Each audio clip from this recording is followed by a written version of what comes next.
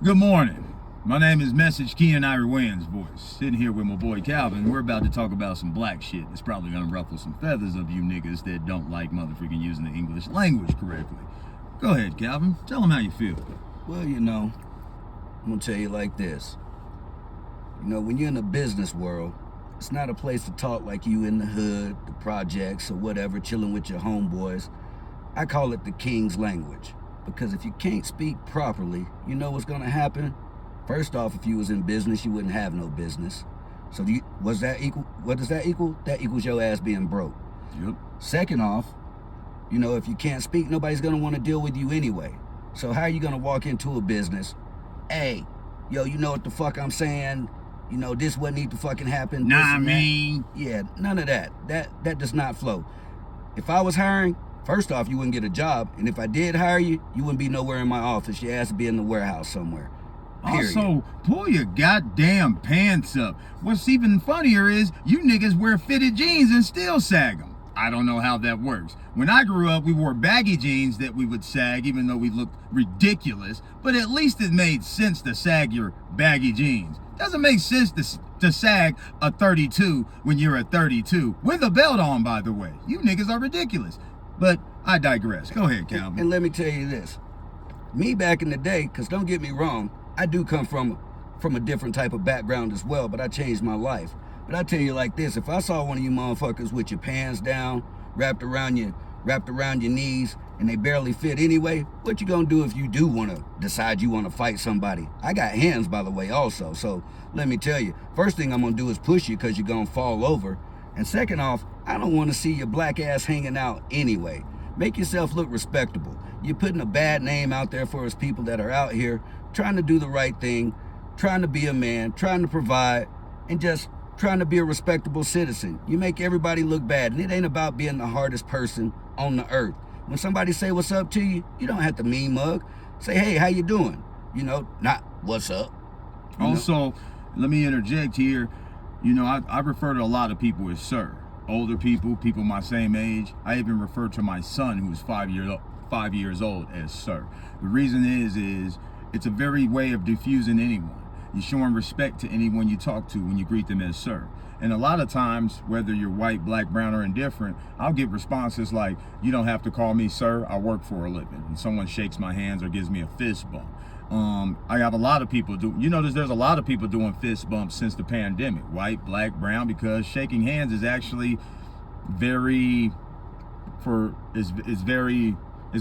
an easy way to pass germs. Very contagious nowadays.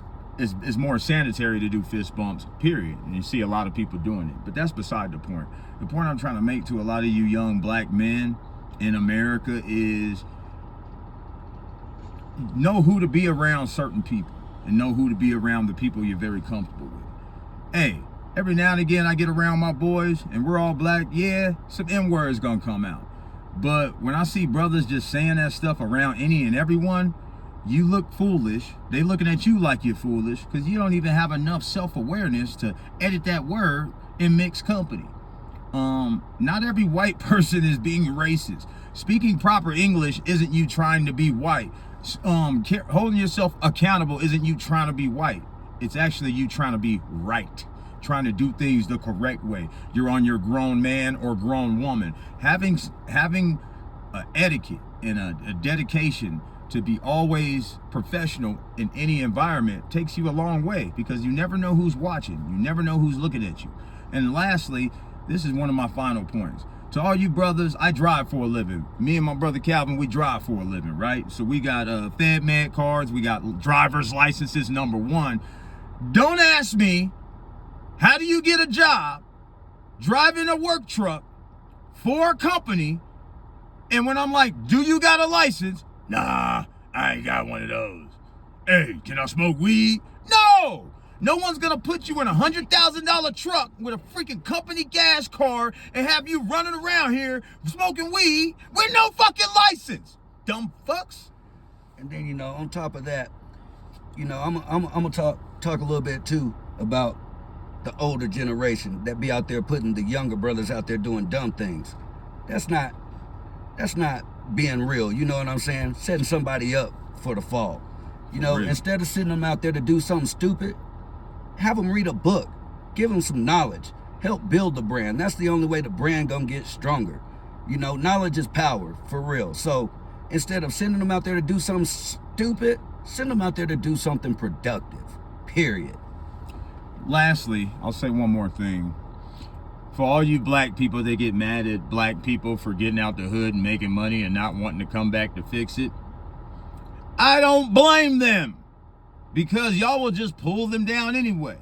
I've seen too many times brothers from the hood make some money, go back and try to, for lack of a better word, save some of their family and friends, and they wind up getting pulled into some bull crap, and in many cases, go to prison or get killed because they was trying to help one of their friends or their family members or their homeboys that they grew up with.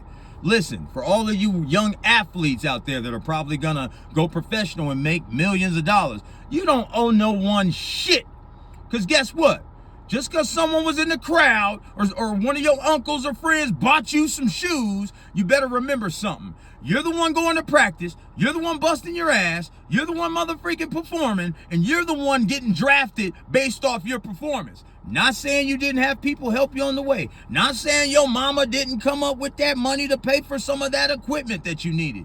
But you owe very limited people in your life for your success. You know who you owe your success to? Yourself. Now, if you would like others around you to benefit from your success, that's fine. But never make them dependent.